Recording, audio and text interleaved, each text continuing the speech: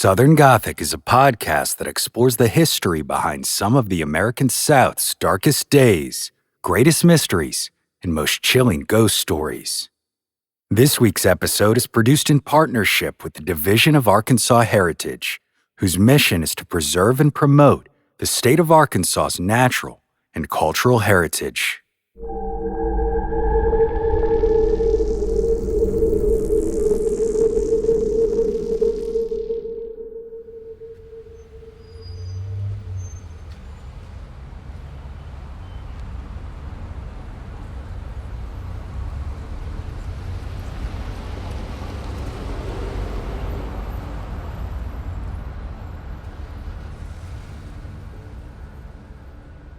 Tucked away in Little Rock, Arkansas's bustling downtown is the beautiful and historic Old State House building. Located on West Markham Street, just a stone's throw from the Arkansas River, this exquisite Greek Revival building was once the center of government for the Bear State during its nascent years, a time when the United States was rapidly expanding west after the Louisiana Purchase, due to the government's promise of land to the soldiers who fought in the War of 1812. By 1833, Territorial Governor John Pope knew that the Arkansas Territory would soon reach the requirements necessary for its admission to the Union as a state. So, in preparation, he hired a respected architect named Gideon Shryack to design what would become the first state house. Shryack had been the architect for the state capital of Kentucky, but for Arkansas he envisioned a grand stone structure, complete with marble columns and mantelpieces roofed in gleaming brilliant copper. This Greek Revival style was exceedingly popular at the time, especially with government buildings, as the still young United States viewed itself as the heirs to the ancient Greeks who invented democracy. Unfortunately, as splendid as the architect's plan was, it was a bit too elaborate and expensive for a brand new state. So his associate on the ground, George Weigart, made the necessary modifications of the design and oversaw the building's construction.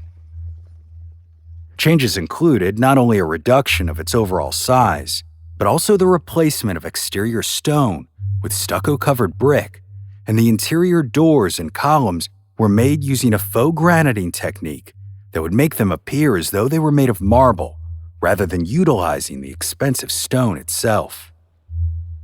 It's also believed that the State House was originally meant to be a three-building complex, providing a separate home for each of the three branches of government. But honestly, even though the result is a single structure today, featuring a center block with two wings, it is still awfully imposing and stately. Of course, the building was far from complete when Arkansas entered the Union on June 15, 1836. But that didn't stop the 25th State's General Assembly from moving in and getting to work amidst the construction, which lasted until 1842. But it is during this time that one of Arkansas's most infamous political events occurred on the floor of the State House, an event that helped cement the Bear State's other, much more unfortunate nickname, the Toothpick State.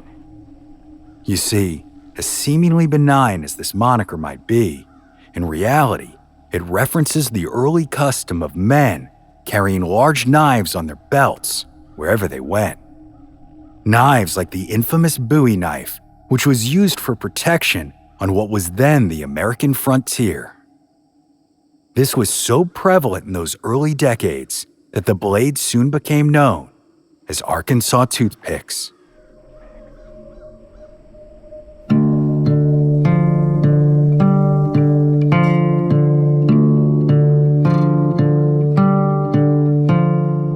Unfortunately, on December 4, 1837, an Arkansas toothpick was used for more than just protection. When a political altercation escalated during a legislative session and ended with a member of the General Assembly dead in a pool of his own blood on the floor of that unfinished state capitol building. It was an encounter that not only helped fuel negative stereotypes about the new frontier state, but also reports over a century and a half later that the spirit of a man involved in the crime continues to walk among the living at the old state house in Little Rock. My name is Brandon Schexnayder, and you are listening to Southern Gothic.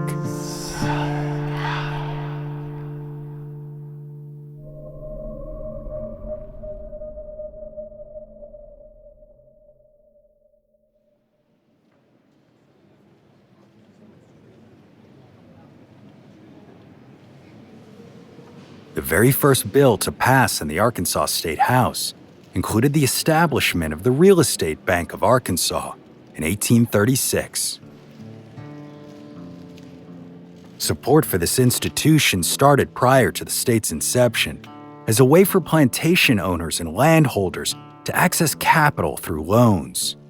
But when the state eventually took control, it proved to be a, quote, source of political corruption, financial mismanagement, and intense sectional conflict among politicians. One of the most outspoken legislators against this bank was Major Joseph J. Anthony, a representative from Randolph County, which was located up in the northeastern part of the state, between the Ozark Mountains and the Arkansas Delta. Anthony wrote a resolution that went after the real estate bank, condemning it even. But here's the thing. The president of the Real Estate Bank of Arkansas was none other than Colonel John Wilson of Clark County, who also happened to be the Speaker of the Arkansas State House.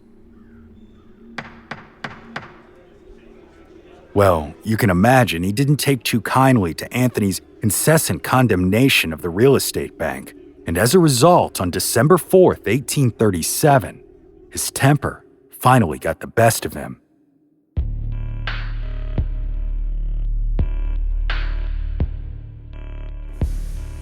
On this particular day, the legislature was debating a rather mundane bill that had just been approved by the Senate, called the Wolf Scalp Bill. You see, the cattle and sheep ranchers of the state were having issues with an overabundance of wolves feeding on their herds. So this bill sought to solve that issue by creating a bounty for wolf pelts, offering hunters a financial reward for every wolf pelt they presented to a county's justice of the peace. Of course, the debate was primarily over who would pay this bounty, the state or the county, but it was Representative Anthony's remark that truly took it off the rails, a remark that proved fatal. After being called upon by Speaker Wilson, Anthony offered an amendment to the bill stating that, quote, the signature of the president of the real estate bank be attached to the certificate of the wolf scalp. Well, was he actually serious about this amendment? We'll probably never know, but most of the legislators heard the comment as a joke, and Wilson as a personal insult. So the speaker ruled the representative from Randolph County out of order, and he angrily demanded that he take his seat immediately. But Anthony refused. Wilson angrily persisted, but Anthony's defiance continued, and he insisted that he was entitled to the floor, until eventually the speaker rose from his seat, unsheathed the Bowie knife attached to his belt, and rushed directly toward Anthony. The representative reacted quickly to the oncoming attack and pulled his own knife in response. James Skull, the assistant secretary to the Arkansas House of Representatives, described what happened next in a personal letter now available in the Arkansas State Archives. The men closed in on each other. Wilson made a pass at Anthony, but failed. Anthony then made 2 passes, but Wilson received the blows on his arms. Wilson then made another pass, which ended the affair. He struck Anthony in the center of the breast, made a wound 4 inches wide, and cut 2 of the breastbones in twain, and then penetrated to the heart. Anthony expired in an instant. Wilson fainted having his left wrist nearly cut in two and his right arm badly mutilated.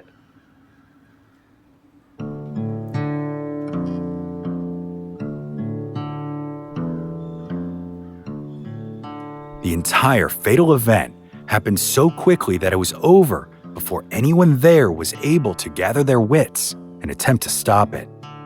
Although Representative Grandison D. Royston of Hempstead County did try to end the brawl by throwing a chair between the men, but obviously it didn't work. Representative Royston later wrote, I was at the time a representative and occupied a seat between the speaker's stand and the seat occupied by Anthony. And upon the approach of Wilson toward Anthony, I threw up my chair between them. They both simultaneously seized the chair and commenced cutting at each other over and under the chair as they held it. For better or worse, Anthony's death was swift, which Representative Royston made clear, stating that Wilson had, quote, plunged his knife with great violence into the heart of Anthony, who fell and died instantly without a struggle or a groan.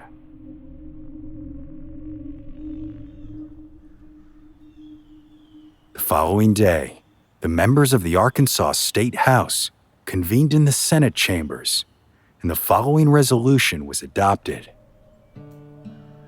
Be it resolved by the Senate and House of Representatives of the General Assembly of the State of Arkansas that the burial of the Honorable J.J. Anthony, deceased, late a member of the House of Representatives from Randolph County, shall take place at the public graveyard in the city of Little Rock on this day at 10 o'clock a.m., and that the members of both houses of the General Assembly form a procession from the Representatives' Hall to the place of burial, and that the members and officers of both houses of the General Assembly wear crape on the left arm for the space of 30 days as a testimonial of their respect for the deceased.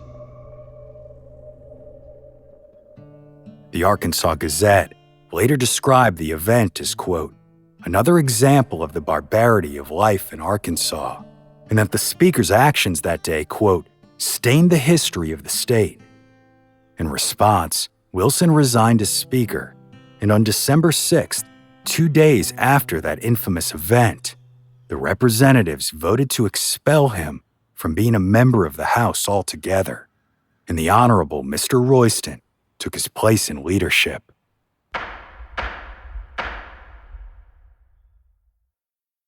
But y'all, here's the thing.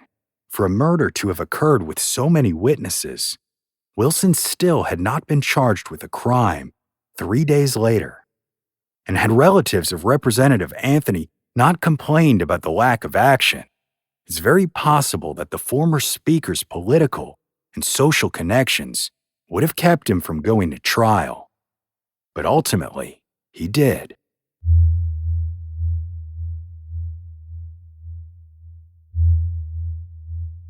As for actual justice for J.J. Anthony's death, though, well, that was yet to be seen. It's said that Wilson arrived for his initial presentation in court in a 4-horse-drawn carriage, and he was accompanied by a number of friends, some undoubtedly influential. Unsurprisingly, the 3-judge panel that presided that day released Wilson on bail for $10,000. In addition, part of Wilson's defense strategy was to get the case moved out of Pulaski County, where the crime had occurred, and he was successful. His lawyer, Chester Ashley, argued that due to Wilson's political enemies controlling Little Rock, it would be absolutely unsafe and unfair for him to be tried there. So the motion was granted, and Saline County, just southwest of Little Rock, was selected to serve as the venue for the trial.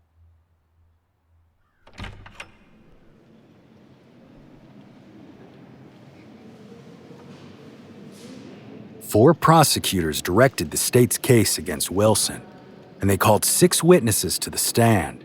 The defense, only 2. Wilson's main argument was not that he didn't do it, rather, that he did it to defend himself from an attack on his honor. Now, as you might expect from what we've covered so far, the trial itself wasn't exactly without questionable happenings. Wilson ensured that during his time out there, he stayed at the same inn as the trial judge. And according to the Arkansas Gazette, quote, he also ate at the same table with the judge while on trial, going so far as to even pay for the man's meals. So, of course, while they were in session, the judge didn't really impose his authority to make it a truly fair proceeding. And as such, when the jury returned with a verdict, it was in Wilson's favor. For the charge of murder, the former Speaker of the Arkansas State House was, quote, guilty of excusable homicide. It was a verdict that essentially amounted to not guilty, or a pronouncement of a justifiable killing. Upon hearing this, Wilson celebrated by taking the jury and anyone else out there for drinks, which he of course paid for. And so all night, a crowd of well-wishers were said to have paraded through the streets, laughing and dancing. The Arkansas Gazette made it clear how many of the citizens of the state felt about this whole affair in an article that they titled, Murder, Most Foul and Atrocious. The whole proceedings have been conducted more like a farce than anything else. And it's a disgrace to the country in which this horrible massacre has happened, that there should be in it men so lost to every sense of virtue, of feeling, and of humanity to sanction and give countenance to this bloody deed. Wilson's hand is now stained with the blood of a worthy and unoffending man. Humanity shudders at the bloody deed, and ages cannot wipe away the stain which he has brought upon his country.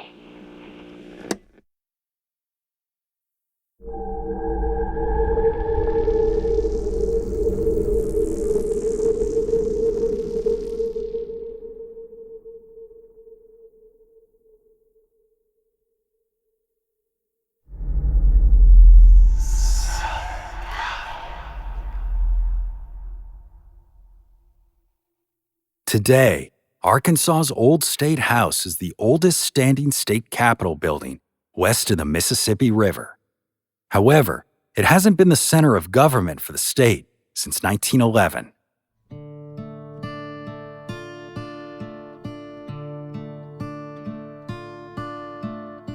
By the early 20th century, the building was in need of extensive repairs that in years prior had mostly been addressed by patchwork efforts to just keep the doors open.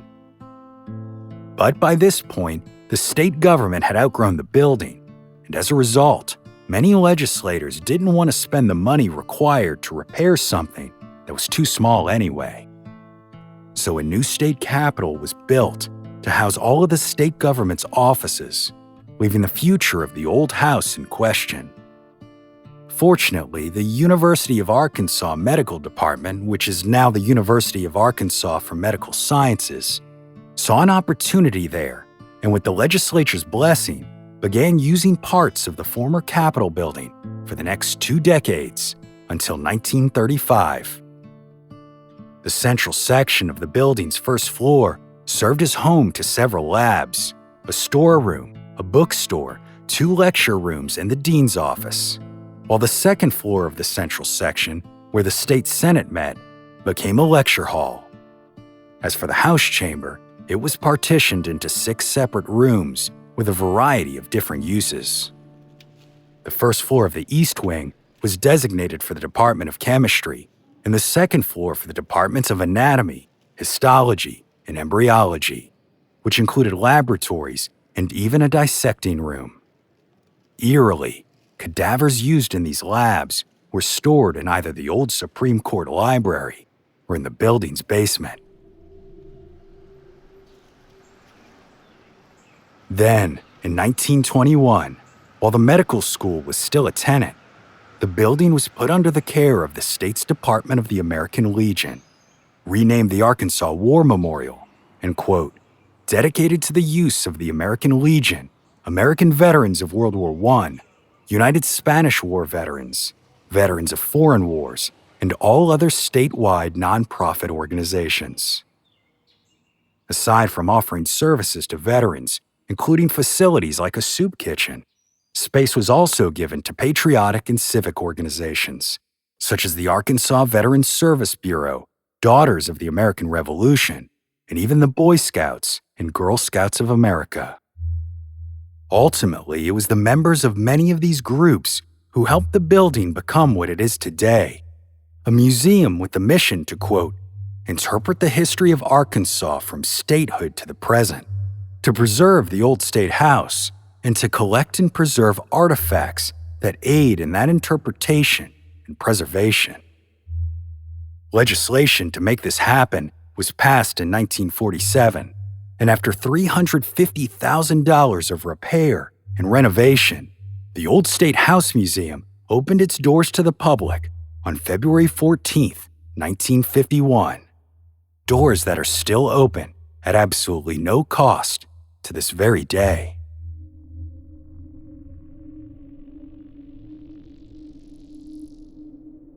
Of course, as you might expect, with a history as deep as this building, visitors frequently claim to encounter more from the past than the many artifacts on display.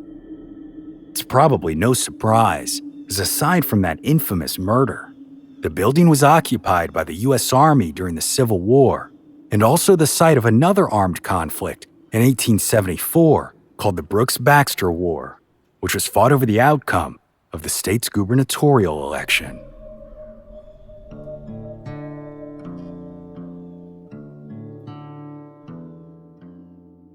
In October of 2021, the Old State Museum posted a video on their official YouTube channel with the title, Conversations in the Gallery, Ghost Stories.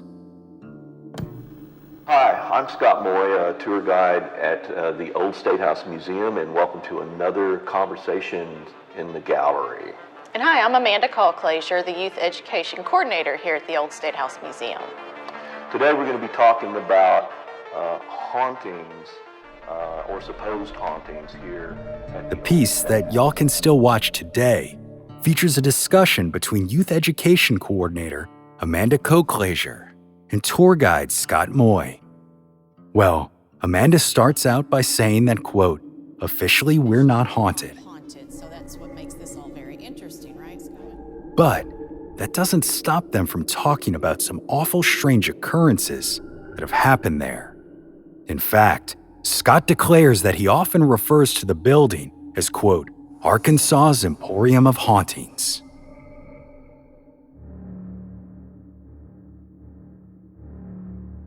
The stairs up to the balcony on the third floor seem to be one of the most common locations for this type of purported activity. On several occasions, visitors have claimed to see black spheres floating around it, and others full-body apparitions seemingly from the past. A security guard who works at the Old State Museum once told Scott that one day he came face to face with the apparition of a woman in period clothing standing in the doorway of the old 1836 house chamber. But when he approached her, the woman turned and darted up the stairs towards the balcony on the third floor. While he admits that this was certainly a bit unusual, he wasn't too unnerved at the time. That is, until he talked to some of the staff members later that day and asked who it was that he might have seen, maybe a reenactor or someone involved in a special program that day. Well, y'all know exactly what they told him, right? There wasn't anyone there in period dress that day.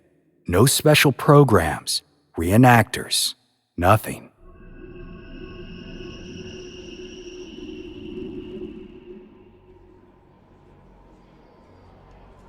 Scott and Amanda also discussed the common sightings of shadow figures in the main hall downstairs.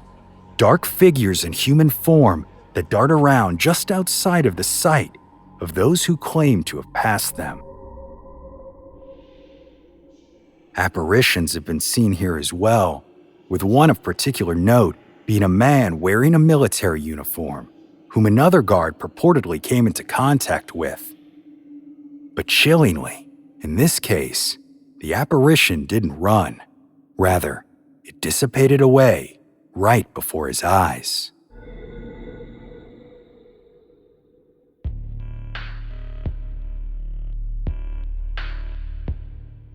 Now, over the years, there have also been a number of paranormal research organizations who have visited this property in search of some type of evidence of the supernatural.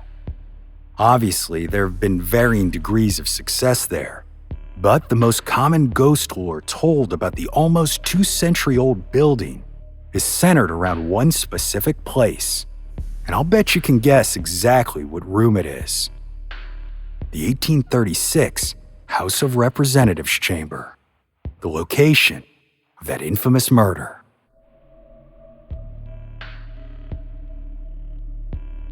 While most of the historic rooms in the Old State Museum have been transformed into what one would expect from a modern museum, with display cases, interpretive signs, and multimedia exhibits, the House of Representatives chamber looks very much as it did in the past, featuring all sorts of items that would have likely been there in the 1840s, like wooden desks, chairs, and even spittoons. But, according to Brian Irby, an archivist at the Arkansas State Archives, quote, "Today, people say that you can see some entity or spirit walking around the old state house, and people suggest maybe it was Mr. Wilson."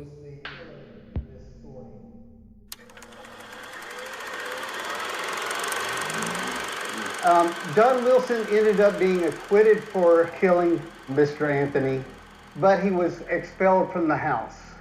So he was no longer in the legislature. He went back into private life. He tried to rebuild his political fortunes later on to no avail. And so he was pretty much a ruined man by that point. And some say that that entity that's roaming around the old state house happens to be him, and he's just kind of lost in this building. I was here. That's right. Folks believe that John Wilson, the one-time Speaker of the House who violently murdered his colleague, Representative J.J. Anthony, is still here today, his apparition roaming around seeking some type of pardon or maybe even forgiveness after being expelled from this legislative body for that heinous crime.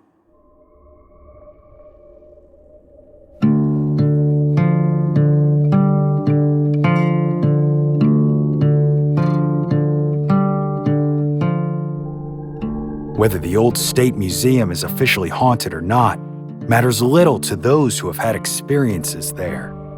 Visitors who've come to learn about the rich history of the state of Arkansas, but in the process found themselves face to face with more of the past than they possibly could have expected.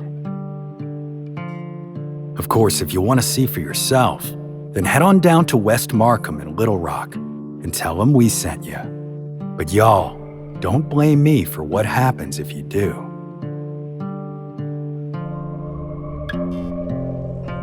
My name is Brandon Schexnayder, and you are listening to Southern Gothic.